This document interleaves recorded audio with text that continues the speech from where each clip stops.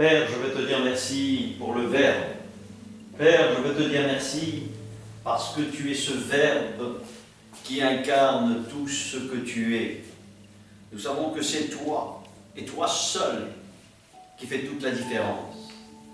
Ô Père, je ne peux que simplement exercer, nous voulons simplement exercer ta parole, ta volonté, tout ce que tu es, simplement pour te rendre la gloire qui est la tienne, l'honneur qui est à toi, la puissance qui est à toi, la souveraineté qui est à toi, toi qui es l'excellence même, toi qui es roi, et toi qui confères, Père, à chacun de ton peuple, chacune de tes familles, chacun uni par le même esprit qui anime chacun pour faire fonction et articuler à travers ton peuple, ta famille, ton église, ta communauté,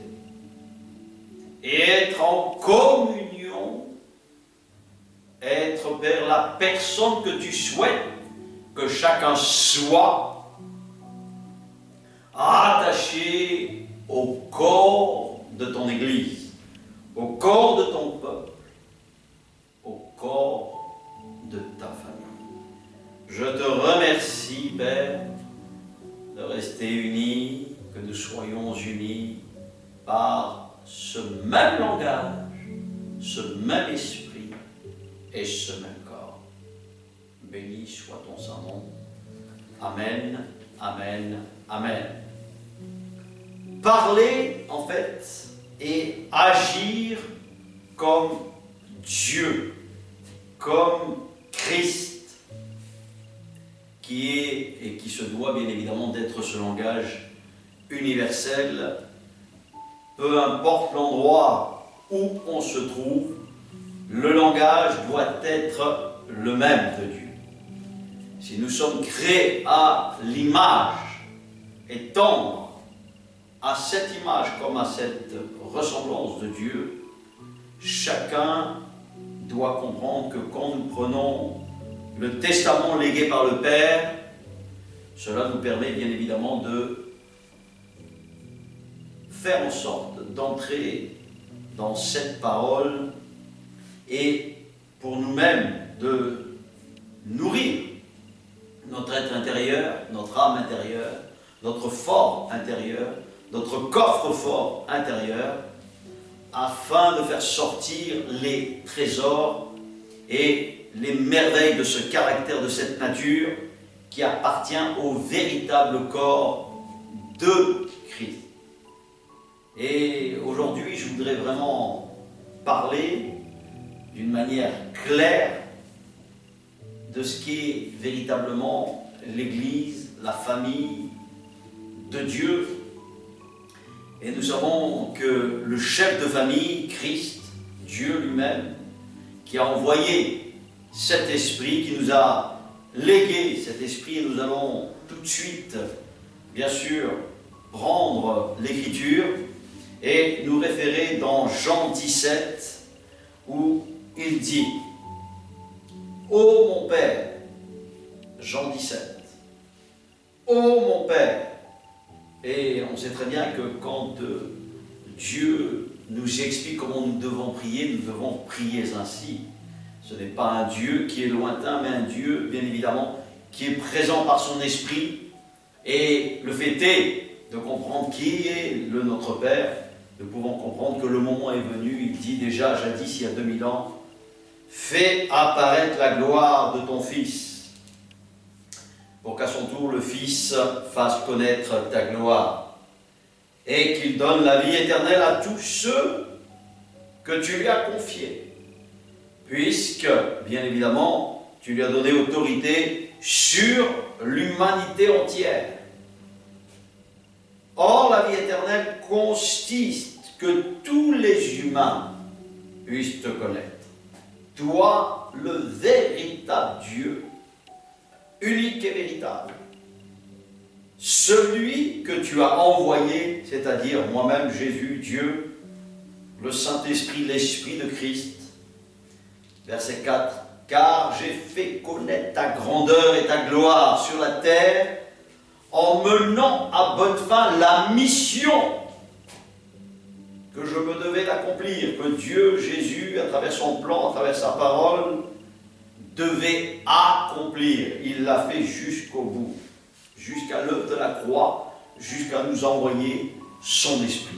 Père, revêt-moi de gloire en ta présence, et rends-moi cette gloire que j'avais déjà auprès de toi, avant le commencement du monde.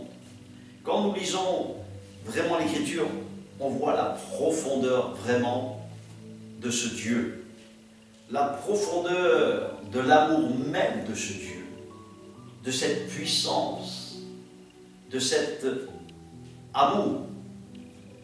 Et il n'y a pas de plus grand amour quand nous lisons le livre vraiment de Jean. Et lire ce livre de Jean, vraiment, nous amène à comprendre le cœur de Dieu, à comprendre vraiment la réalité de ce Dieu qui est prêt à donner tout ce qu'il est grâce à l'Esprit Saint, grâce à cette incarnation, grâce à cet Esprit qui est le consolateur, qui convainc et qui nous convainc. Il n'y a pas d'autre recours, bien évidemment, quand on lit les textes de Jean, qui sont vraiment puissants. Et si je continue, verset 6, « J'ai montré qui tu étais aux hommes, que tu as retiré du monde pour que tu me les confies. Ils t'appartiennent. C'est pourquoi tu les as conduits vers moi, tu me les as donnés, et cependant, ils ont gardé ta parole. » Et souvent, le lien, pour comprendre vraiment, entre ce que je dis et par lequel, bien évidemment, je me dois d'être inspiré, c'est la nourriture. Et la nourriture de Dieu, c'est celle que l'on doit garder, méditer, réfléchir.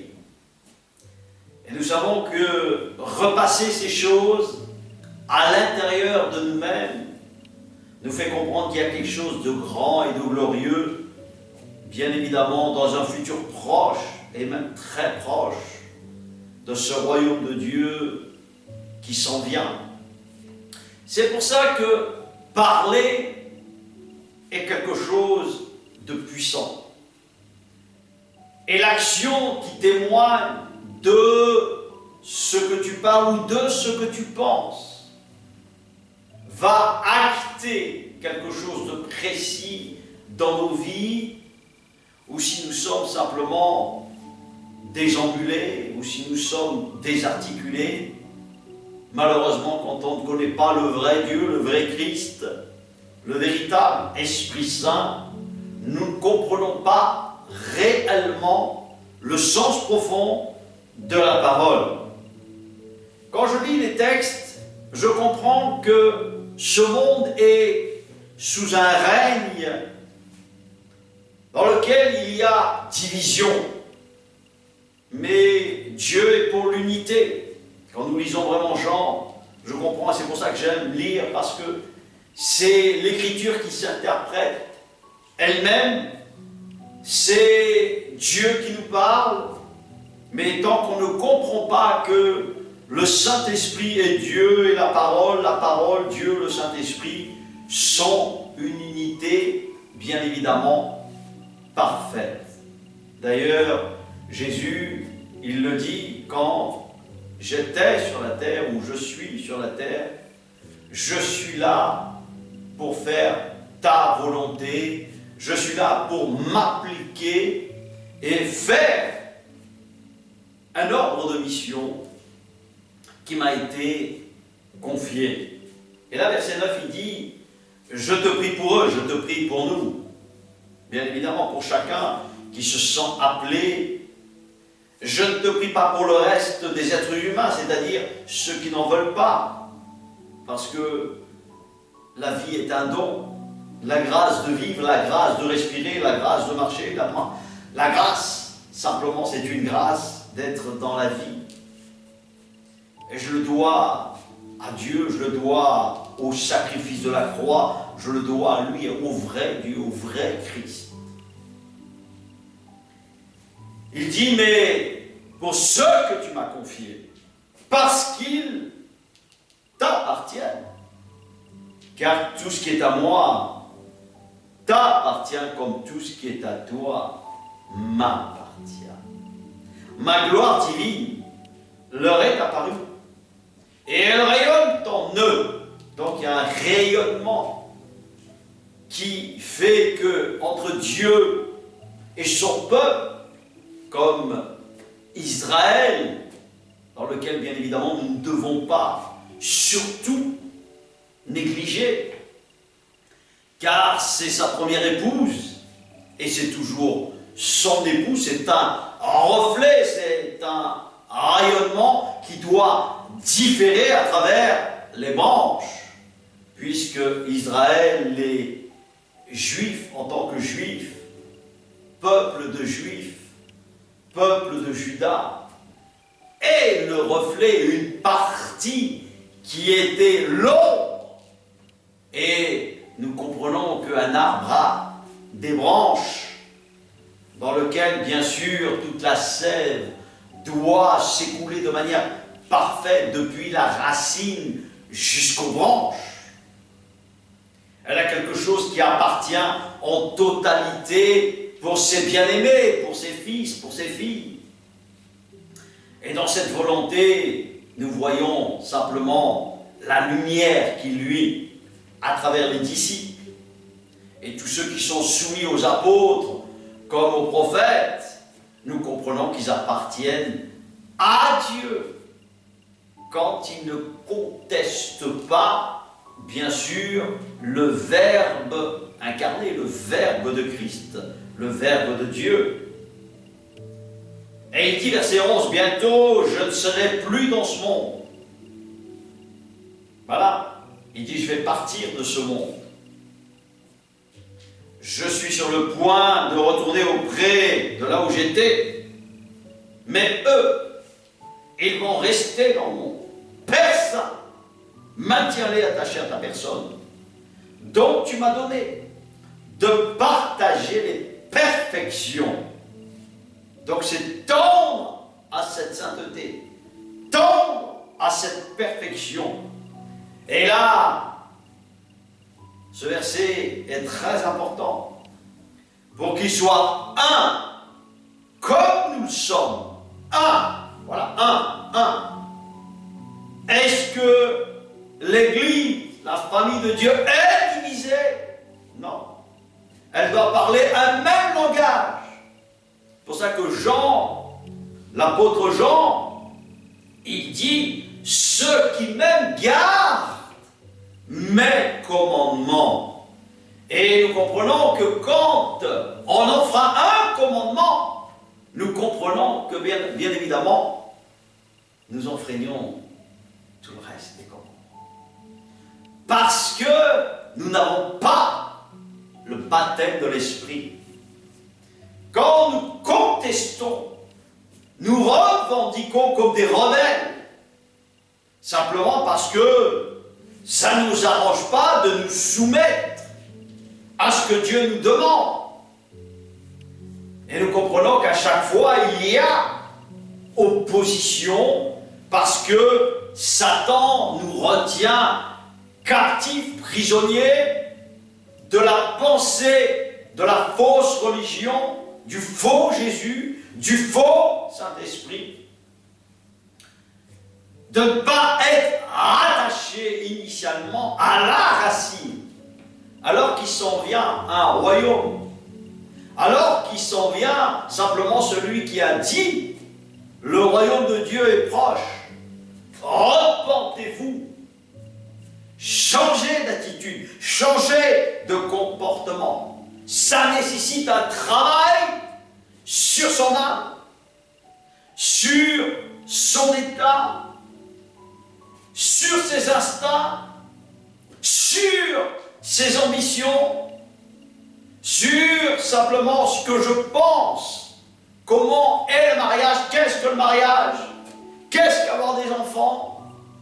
Ça remet bien évidemment tout en question, parce que nous savons que aimer Dieu n'est pas quelque chose de naturel, comme aimer son semblable. Ce n'est pas naturel, parce que la division règne. Si Dieu, le Père, Dieu lui-même qui se reproduit à travers le Fils, ne s'accorde pas, s'il n'y a pas d'unité, ce n'est pas Dieu. Et d'ailleurs, tout le monde connaît ça, connaît tous cette phrase clé, diviser pour régner. Donc la division est source de conflit, source de problèmes, parce qu'il n'y a pas d'unité dans la parole, dans le sérieux, en fait, de parler de ce même Dieu.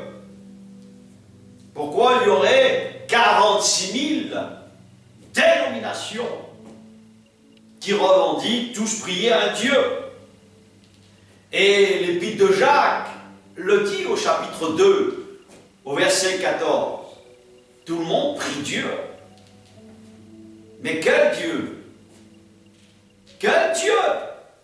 Quel genre de Dieu? Tu crois être en relation avec Dieu, mais si tu n'as pas le bon numéro de téléphone, si en fait tu n'es pas rallié à cet esprit de Dieu, à cette église, à cette famille de Dieu, tu manques le but.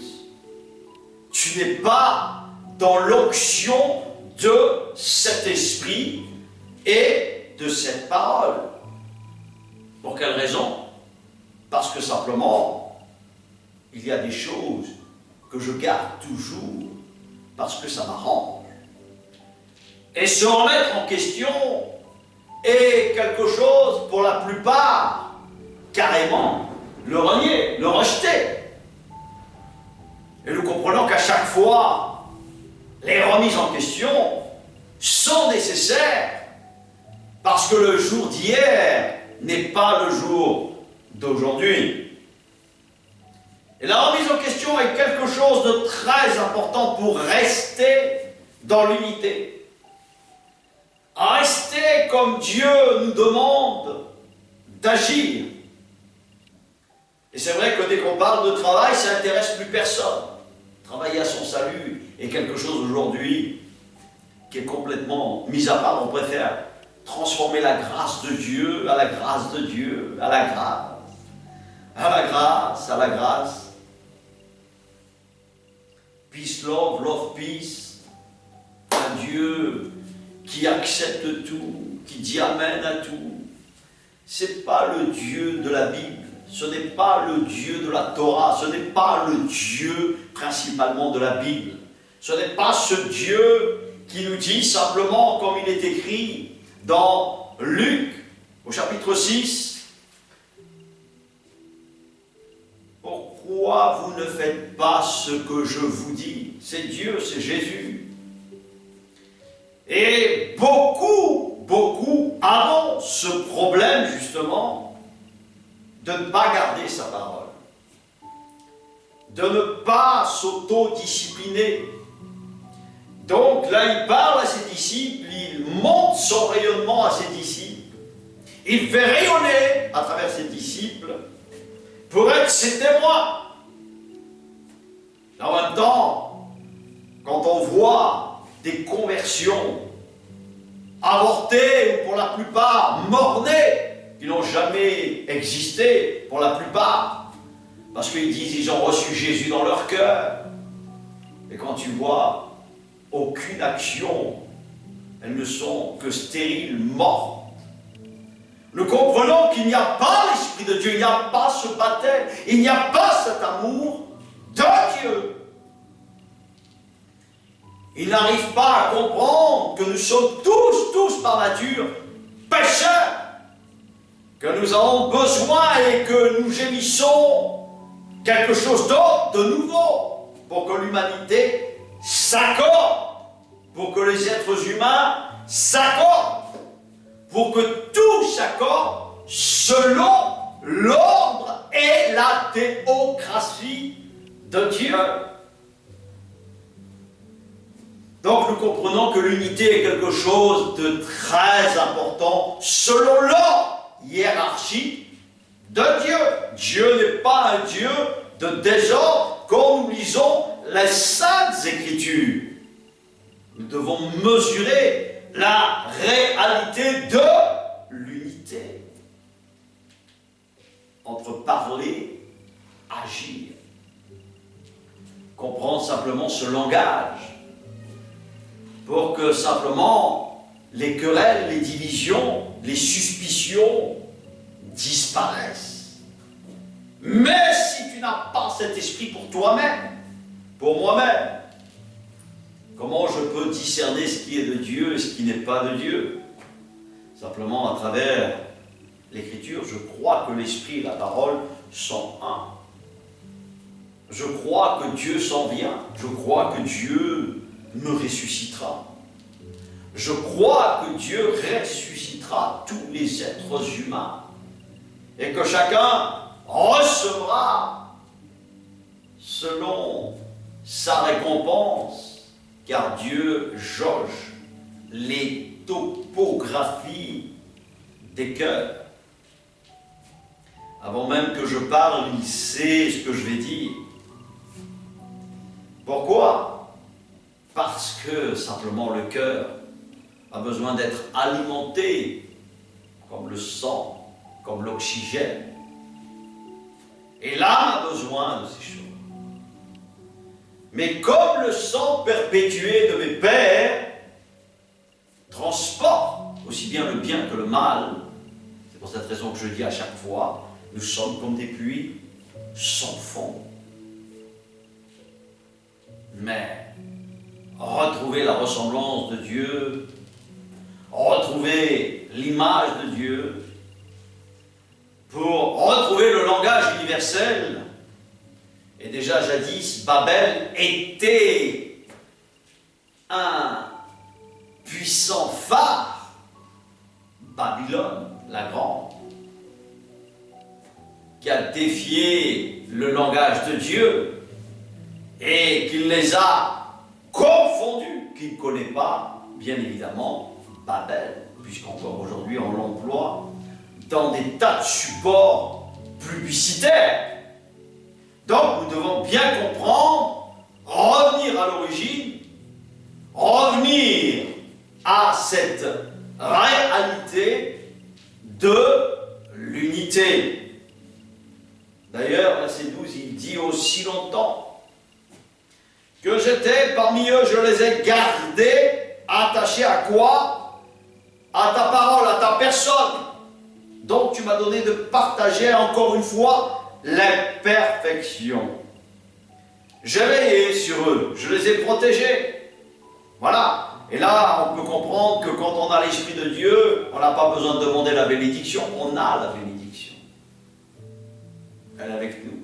Quand on a cet esprit, on a non seulement l'amour, comme le pardon, mais on a surtout la protection et la bénédiction d'être avisé par l'Esprit de Dieu, par le Saint des Saints. Garder le Saint des Saints, c'est le corps de l'Alliance, le corps de ses commandements en nous. Et surtout, dans chaque commandement, c'est sortir la dissertation de Dieu. D'un commandement, tu honores le jour du Seigneur, tu honores ton père et ta mère. Nous comprenons que dans ces commandements, il y a une dissertation à sortir. Et nous devons bien comprendre cette réalité que de pratiquer la droiture comme la justice et de ne pas prendre ce nom de Dieu, de Jésus, du Saint-Esprit à la légère. Et nous comprenons que chacun comprend ce commandement où il est écrit: tu auras la haine du mal, tu haïras le mal. La haine du péché, comprendre ce qu'est le péché, être enseigné par la véritable Église, avoir la véritable nourriture de Dieu est quelque chose de capital, de nécessaire pour vivre pieusement, en étant pieux, attaché à ce Dieu, c'est être attaché de manière symbolique à la croix. Mes instincts, mes envies, mes ambitions, ce que je crois, ce que je pense, n'en a rien à faire de tout ça. Si véritablement tu es appelé par ce Dieu, par ce Jésus, par cet Esprit Saint, tu t'occupes d'abord de toi. Charité bien ordonnée commence par soi. Et leur rayonnement se fait sur les autres. Ils sont attirés par ce Dieu, par ses commandements. Il n'y a pas, il faut aller convertir les gens, il faut aller évangéliser. Ce mot mal employé, évangéliser.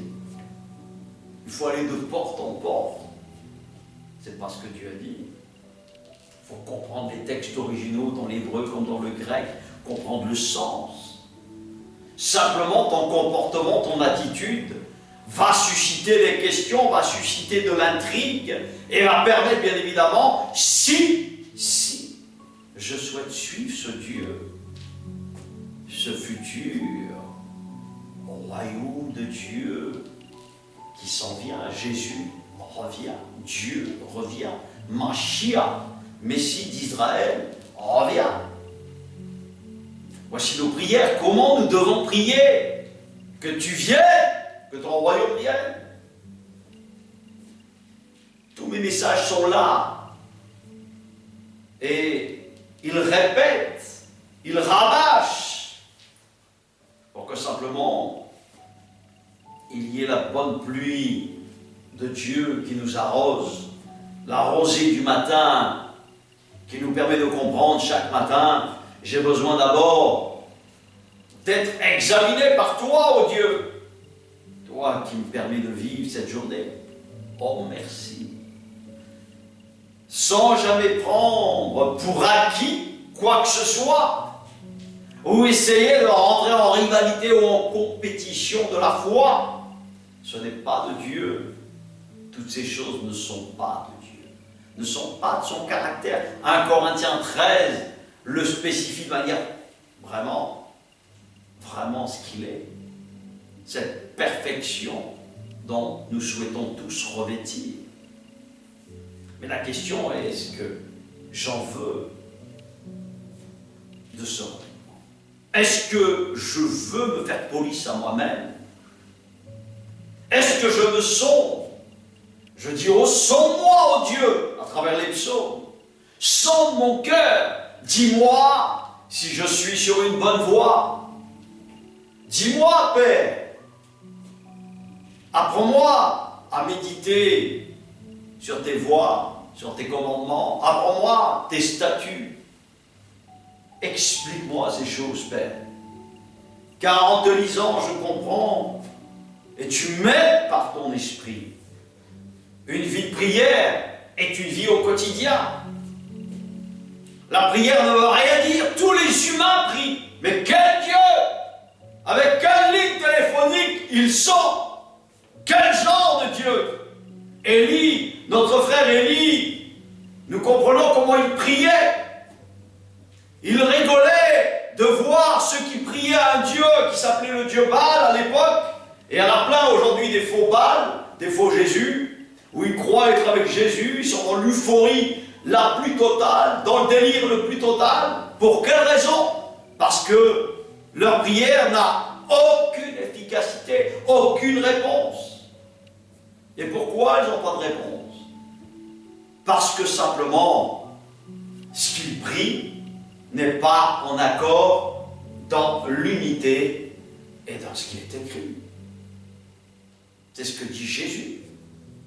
Pourquoi vous ne faites pas ce que je vous dis. Si tu sais la parole de Dieu en disant « Je sers ta parole » pour faire haute ta volonté, pour ne pas pécher contre toi, c'est qu'il y a des commandements. Toi, tu crois ce qui est bien ou mal à tes yeux, ou simplement ce que la société te donne, ce que veut dire bien et mal, ou Dieu ne sera pas d'accord. Voilà la question. Voilà la question. Est-ce que le monde, les statuts de ce monde, la société de ce monde, alors que tout vient de Dieu, tout est institué de Dieu, mais ensuite la gestion, la manière dont c'est organisé, ordonné, elle nous appartient. C'est nous ensuite qui faisons en sorte, puisque Dieu nous qualifie de gestionnaires de la terre. C'est pour cette raison que depuis la création, ce verset est important, où il est écrit quelque chose de très important. J'ai mis dans ton cœur la possibilité, la capacité de faire ce que je te demande, ou de ne pas le faire. Si tu agirais bien, il dira à Caïn, ton visage se redresserait. Il regarderait face à face, en face. Mais si ton visage se baisse, tes yeux se baissent. Ça peut être une fausse humilité, comme une véritable humilité, pour faire rayonner la gloire de Dieu. Te relever, dire oui, c'est vrai, je peux mal agir. C'est vrai, je peux avoir de mauvaises pensées. C'est vrai, je peux actionner de mauvaises pensées. Et nous savons que quand nous posons les actes, ils deviennent désastreux. Ils deviennent tragiques. N'oublions pas que nous sommes comme de la modelée, de la pâte à modeler. Et Dieu a le pouvoir de rendre cette pâte à modeler, la rendre comme une pierre. Et nous comprenons que tous les langages, les énigmes, les paraboles employées dans l'Écriture, dans la parole de Dieu, doivent nous remettre vraiment en question quand nous lisons ce que Dieu a à nous dire. Quand nous sommes dans notre chambre, tête à tête avec lui. Dieu sait quand on est sincère avec lui. Dieu sait. Dieu voit la topographie. Ce n'est pas possible que quand on est sincère, Dieu ne répond pas. Dieu répond quand on est vrai. Si on est fourbe, faux ou hypocrite, Dieu ne risque pas de répondre. Il en est ainsi avec les dieux pâles, ces espèces de dieux bizarres, en fait, sans se rendre compte, parce que la masse le fait, nous le faisons. Parce que nous croyons que tout ce qui est spectacle, spectaculaire, tout ce qui a effet spectacle est le plus intéressant. Non, c'est pas ainsi. L'idolâtrie aujourd'hui est partout. Mais constituer une famille, travailler avec une famille, est autre chose. Dieu est pour la famille. Dieu se reproduit pour avoir une famille. Et avoir une famille, c'est avoir un certain caractère, une certaine nature. C'est pour ça qu'il dit, verset 12, aussi longtemps que j'étais parmi eux, bien évidemment, je les ai gardés attachés à ta personne, cette personne de Dieu, afin de partager tes perfections. Il dit, j'ai veillé, je veille, et je veille sur toi, sur moi.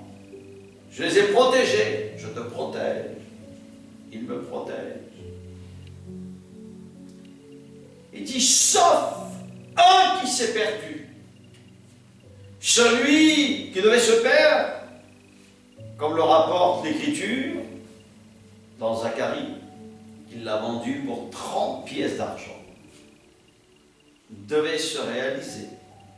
À présent, je me retourne, et bien évidemment, après l'accomplissement de ce que je te dis, de ce que je dis, et je dis tout cela pendant que je suis encore dans ce monde. Dieu est là, il a parlé, il parle encore à travers ce qu'il nous a légué, son testament, à travers son Église, à travers les apôtres, à travers les prophètes, de ce temps aussi, et il y en a. Mais, comprendre ce que sont les vrais, c'est simplement ce qui est écrit. Ceux et celles qui ont la crainte de Dieu, qui ont l'obéissance à ses commandements. Crainte, tu le prends et tu le mets avec obéissance. Et quand tu les mets ensemble, ça veut dire, crainte veut dire obéir à ses commandements. Donc il dit, je me retourne et je dis tout cela pendant que je suis encore, il dit, dans ce monde, pour qu'ils possèdent en eux cette joie qui est la mienne, et qu'elle remplisse tout leur être. Je leur ai transmis ta parole, et le monde les a pris en haine, parce que simplement ils ne lui appartiennent pas. Au lieu d'avoir cet esprit qui articule tout le condensé à l'intérieur de toi, de ta bécane intérieure, de ta disquette intérieure, qui va permettre de sortir tout ce que tu apprends de Dieu, de tout ce que Dieu nous apprend, pour articuler ce corps de manière à atteindre la perfection, de manière à être corrigé, d'être éduqué, instruit, guéri. Nous comprenons que quand on aime l'ordre, on aime la justice, on est de Dieu. La foi ne consiste pas à vivre de manière utopiste selon comme ça m'arrange, ou selon un amour sentimental, émotionnel. Oh, je ressens. Oh, j'ai éprouvé ceci. Il n'y a rien de Dieu dans ça. Du diable, oui, mais de Dieu, non. Il y a les enfants de Dieu et les enfants du diable, qui veut dire simplement ceux qui aiment ses commandements, qui aiment ses ordres, qui aiment l'ordre, qui aiment simplement cet esprit, aussi quand on se trompe, pardonner, et bien évidemment, ne jamais ramener ou revenir avec le passé, avec des bagages qui datent, ou régler ses comptes. Bien évidemment, tout cela n'est d'une personne qu'une personne sans l'Esprit de Christ, sans l'Esprit de Dieu. C'est pourquoi il leur a dit, et il nous dit encore aujourd'hui de la même manière, parce qu'ils, simplement, ils ne t'appartiennent pas. Et nous savons que cette parole est étrangère, comme moi, Christ, je le suis pour eux. Je ne te demande pas, il dit, de les retirer du monde, mais de les préserver du mal. Toujours dans la prière sacerdotale, on retrouve ces choses. Ils n'appartiennent pas au monde, aussi peu de les préserver du mal. Comme moi-même, il dit, je t'appartiens. Fais en sorte qu'ils t'appartiennent, comme moi-même, je t'appartiens. Toujours on retrouve l'unité l'intimité de Dieu. Ensuite, verset 17, toujours Jean 17, verset 17, il dit, fais qu'ils t'appartiennent entièrement et rends-les saints par la vérité. Donc la vérité, encore une fois, c'est ta parole, c'est tes commandements. Comme tu m'as envoyé dans le monde, moi aussi je les envoie. Et il dit, et je me consacre moi-même entièrement à toi. Donc, j'ai besoin de consécration, bien évidemment, pour vivre pleinement et comprendre et acter ce qu'il me dit. Et là, on retrouve encore une fois, pour que eux, nous, moi, toi et ceux qui y croient, afin qu'ils soient, à leur tour, consacrés à toi. Je ne te prie pas seulement pour eux, mais encore pour ceux au futur, puisque j'ai ici parlé il y a 2000 ans, dans le futur, qui croiront en moi à ce message. Verset 21, il ressort encore la même chose, sans cesse. Il répète, je te demande qu'ils soient tous un comme toi. Père, tu vis en moi et que je vis en toi. Et qui constituent eux aussi une unité indissoluble dans la communion avec moi, pour que le monde reconnaisse que c'est toi qui m'as envoyé et qu'ils croient. Je leur ai donné la gloire que tu m'as donnée, afin qu'ils soient un comme toi et moi, nous sommes ça. Je vis en eux comme tu vis en moi, afin qu'ils parviennent, encore une fois, à l'unité parfaite, et qu'ainsi le monde puisse reconnaître que c'est toi qui m'as envoyé et que tu les aimes comme tu m'aimes. Ô Père, on désire, et que ce que tu m'as donné soit avec moi là où je serai, et qu'ils contemplent ma gloire, car c'est toi qui me l'as donné, parce que tu m'as aimé, bien évidemment, avant la création du monde. Ô Père, toi qui es saint et juste, le monde, lui, bien évidemment, la mentalité de cet esprit de ce monde, du diable, ne te reconnaît pas. Mais moi, je te connais. Et mes amis ici ont compris, mais d'ici, que c'est toi qui m'as envoyé. Je leur ai révélé qui tu étais, et bien évidemment, et je continuerai, bien sûr, à me faire connaître et à te faire connaître, pour que l'amour que tu m'as témoigné les remplisse, et que moi-même, je vive en l'esprit de Christ, à ton esprit, communique à ton esprit, pour que simplement ton âme se calme, et que mon âme se calme, se remette en question, et se dise maintenant, quel Jésus je prie, quel Dieu je prie, et quel Saint-Esprit je prie.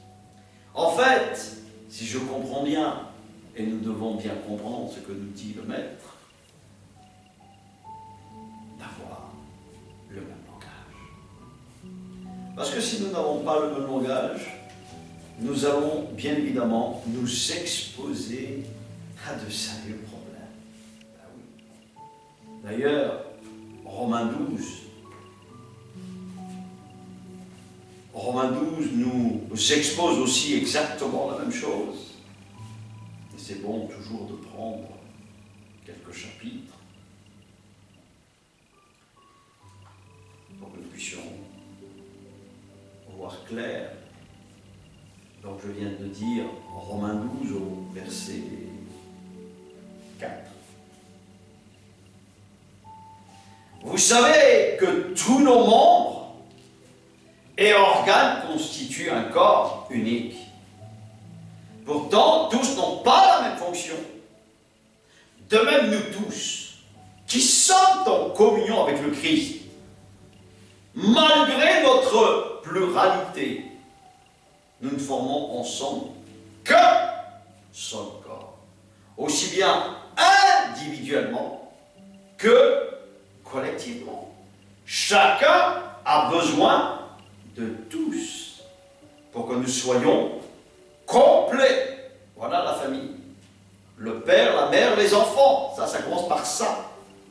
Et la communion des saints, à travers les apôtres, à travers les prophètes, à travers tous ceux qui communiquent pour aller porter cette nouvelle, pour proclamer de conférences, expliquer pourquoi je suis là, à quoi je sers et où je vais, nous comprenons que simplement la vie a un sens quand nous comprenons le sens même de la famille. Donc, et pourtant, il dit, nous sommes, physiquement parlant, tous différents. Et bien évidemment, nous avons un don qui doit être utile, malgré que nous soyons différents, pour la famille. Exactement comme les organes et les membres du corps. Nos talents varient suivant la grâce, voilà, qui nous a été conférée. L'un a reçu le don d'adresser des messages inspirés, etc., etc. Donc, si nous comprenons un tout petit peu ce texte, donc, les talents, les dons qui nous sont conférés de la part de Dieu, la gestion. Alors, une famille, si on comprend une famille, un homme en principe, un père, pourvoit aux besoins de sa famille. La femme gère, c'est la gestion de sa maison. Et nous savons que nous avons chacun quelque chose à faire. Quelquefois, bien évidemment, c'est la femme qui pourvoit puisqu'elle a quelquefois plus la facilité. Mais elle garde son poste en tant que femme et l'homme garde son poste en tant qu'homme. Et nous savons que l'organisation déjà, le livre de Timothée nous en parle de cette manière, bien évidemment, et de cette fonction que nous devons avoir quand il dit que marcher avec Dieu est simplement d'abord d'être un exemple dans sa famille, savoir gérer sa famille. Sinon, il dit s'il n'est pas capable et s'il ne tient pas aux valeurs qui sont de la famille, il a renié toute la foi. De Timothée 3, c'est ce qu'il dit. Il a renié toute la foi. Ne me parle pas de Dieu, ne me parle pas d'un Dieu, si toi-même déjà tu n'es incapable de gérer ta famille, t'entendre, être uni, comme nous venons de le voir à travers Jean, où Dieu nous explique, à travers son serviteur, comment l'unité est importante, de ces dons, de ces capacités, comment nous devons agir. Et cette tâche, bien évidemment, nous devons aller jusqu'au bout, faire sortir, rejaillir ce don, cette capacité, la valoriser. Et nous comprenons que quand elle est valorisée, elle est profitable, elle est bénéfique. Mais nous devons l'affûter tous les jours, le travailler. Voilà, ça demande du travail sur nous-mêmes. Il ne suffit pas d'avoir un don ou un talent sans y travailler. Il faut y travailler pour le peaufiner et le rendre plus merveilleux, comme le dira le maître tout à l'heure, pour qu'il atteigne la perfection. Ben oui. Pourquoi? Parce que quand on sait qu'on a ce talent, qu'on est capable, on le peaufine, on le travaille, grâce à l'Esprit de Dieu. Et nous comprenons que l'Église, l'unité de la famille, est quelque chose qui doit être gardé précieusement. C'est précieux, une famille. C'est précieux une Église. C'est précieux l'œuvre de Dieu. D'ailleurs, on va continuer ce texte et chacun se retrouve là-dedans. Chacun sait qu'il a quelque chose à donner à Dieu. Suivant la grâce qui nous a été conférée, l'un a reçu le don d'adresser des messages inspirés.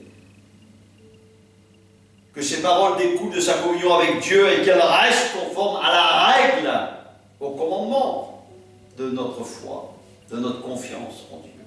Un autre a le don d'exercer des activités pratiques. Il s'est lui confier le ministère de diaconat. Il est capable de présider, il est capable de parler. Il nous est indispensable. Ou la gérance d'un bien matériel. Donc on parle de choses matérielles. Qu'il prenne ses responsabilités au sérieux et serve les frères de tout son cœur. Voilà l'unité d'une famille. Un autre est doué pour appliquer la parole. Voilà. Un autre est doué pour appliquer la parole de Dieu. C'est-à-dire, il est capable d'exposer, comme il le dit, la doctrine de Dieu, la véritable doctrine. Il y a tellement de doctrines aujourd'hui. Eh bien, il doit s'y consacrer parce qu'il a ce don, cette capacité d'expliquer l'Écriture. Cette tâche, et qu'il l'utilise, son don, pour instruire ses frères. Voilà, l'instruction, l'éducation de Dieu, comment nous devons agir à travers ses commandements, les expliquer. Un autre, c'est exhorter, consoler. Voilà, les petits membres, les petits doigts, les petits orteils, les avant-bras, les bras, les jambes, etc. Voilà, comme un corps. Ben, qu'ils prennent fidèlement soin de ceux et celles que Dieu lui a confiés. Et que ces paroles leur apportent un réel réconfort. Que celui à qui Dieu a confié des richesses matérielles et financières en fasse part généreusement, qu'il donne en toute simplicité, sans calcul ni à rien penser, que celui qui est chargé de distribuer les secours, voilà, de faire du secours, agir simplement de manière altruiste, sans calcul, et il le fait parce qu'il aime faire. Il se sent revêti de cette tâche d'aider, de soutenir, de soulager, etc., etc. Que celui qui sait diriger le fasse avec autorité, c'est-à-dire qui a le sens pratique de la justice, ok, et zélé. Que celui qui préside les réunions y mette tout son cœur. Et bien évidemment, quand vous allez visiter les malades, eh bien apportez-leur de la joie quand ils voient que vous êtes habité de cet esprit. Si vous exercez la bienveillance, faites-le avec le sourire.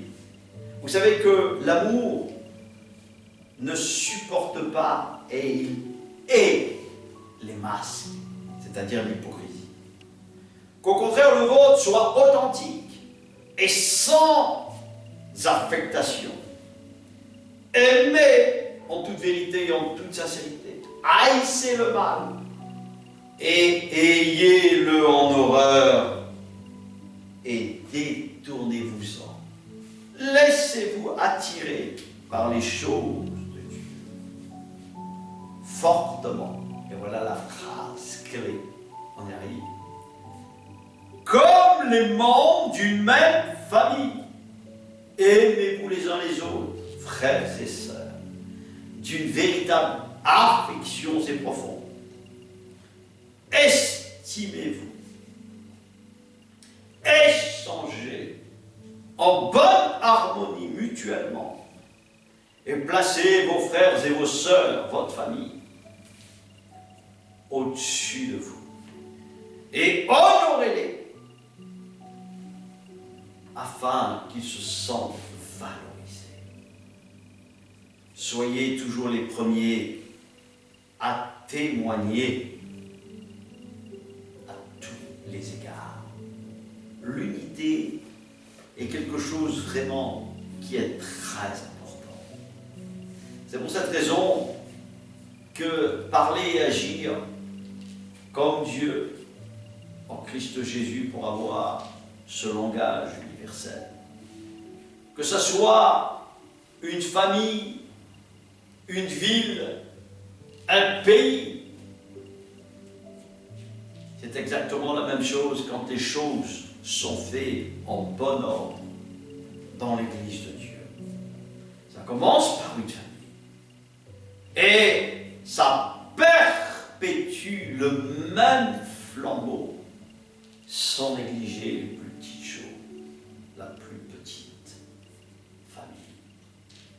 Mais la gestion est quelque chose, bien évidemment, qui se réfléchit et qui se confie, comme le dit le Seigneur dans sa parole, dans le livre des Actes, confie ces choses à ceux qui ont un véritable Esprit Saint de Dieu,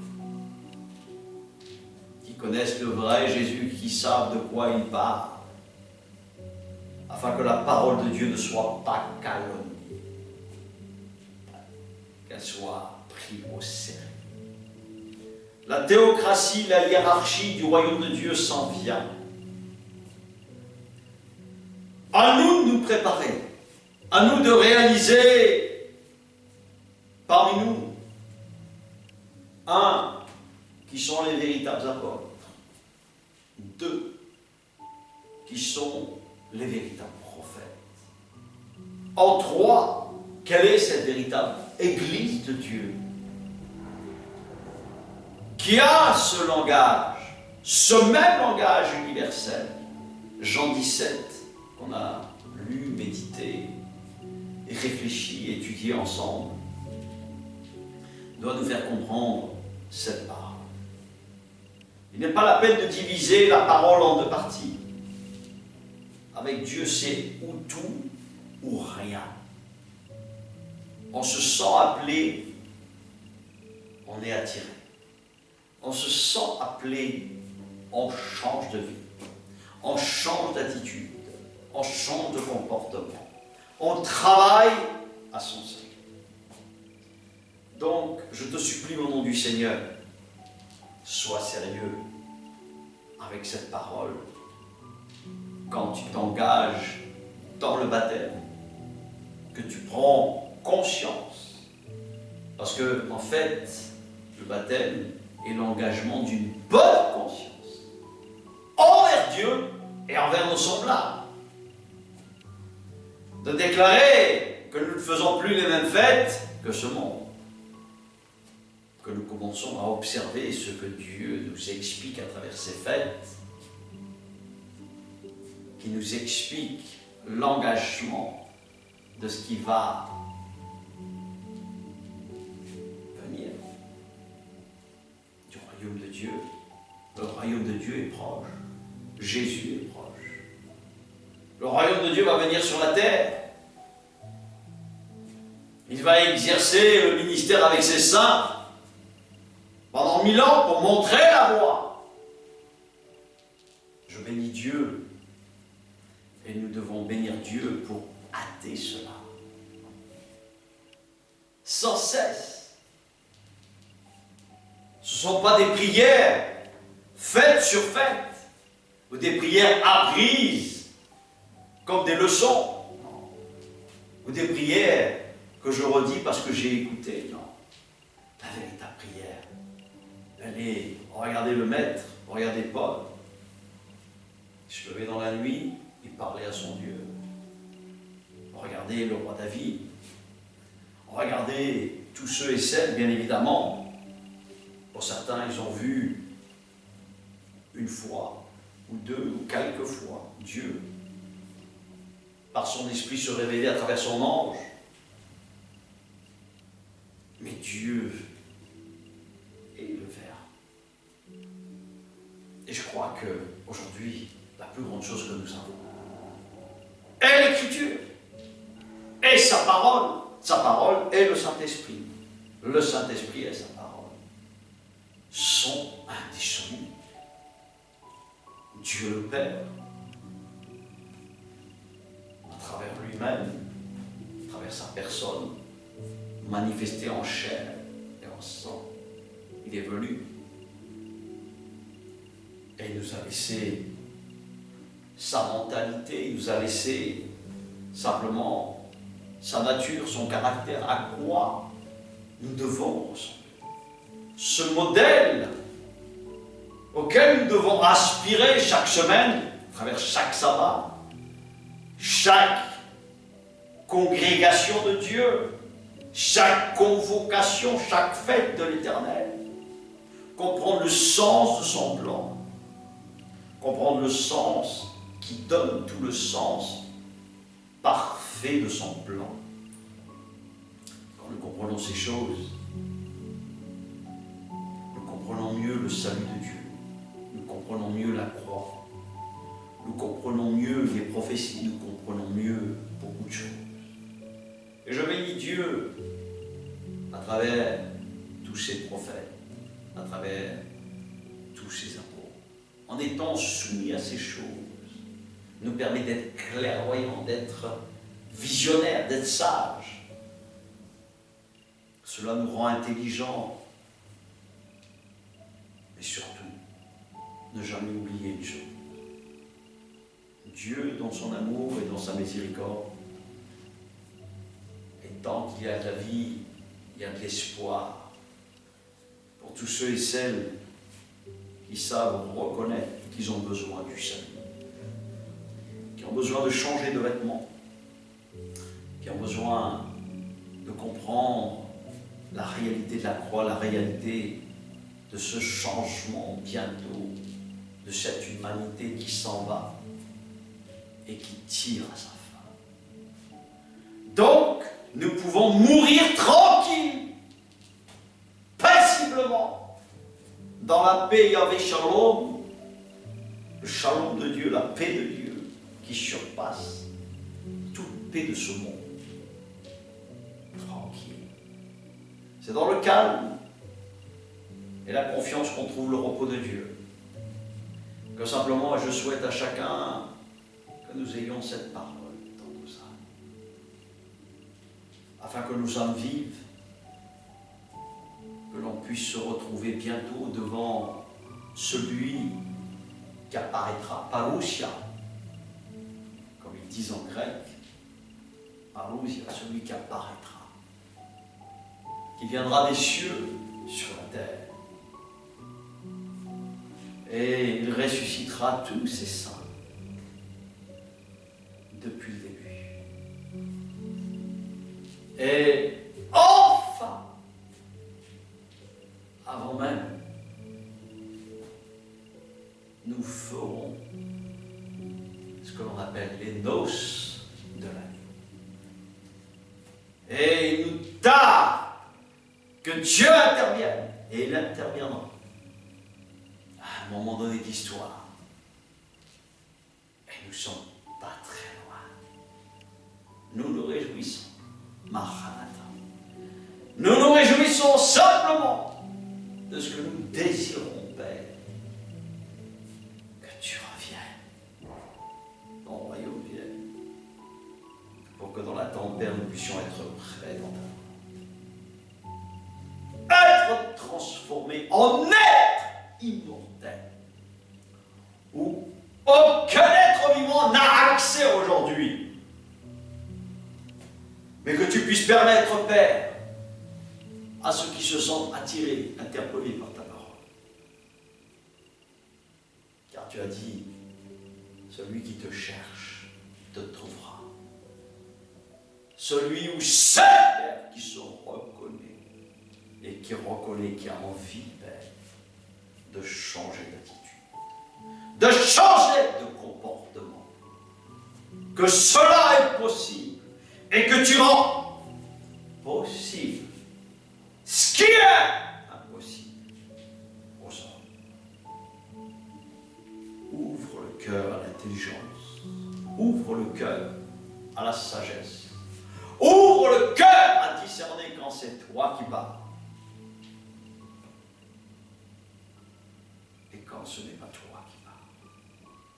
Car tu as dit que beaucoup de messies de Christ se lèveraient, beaucoup de dénominations se lèvent, mais elles ne te connaissent pas.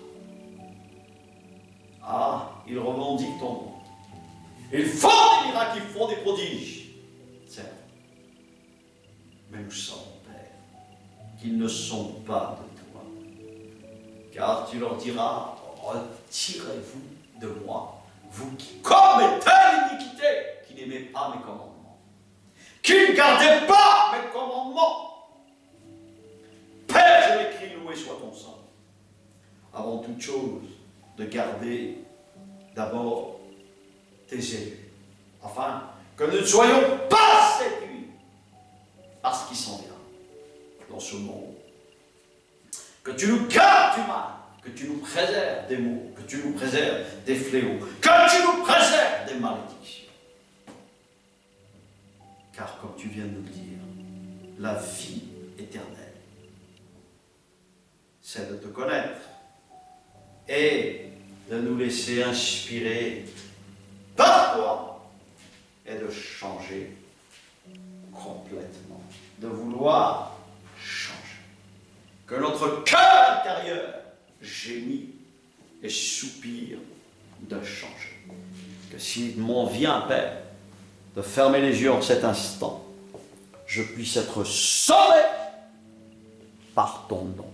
Au nom de Jésus, je dis Amen, Amen et Amen.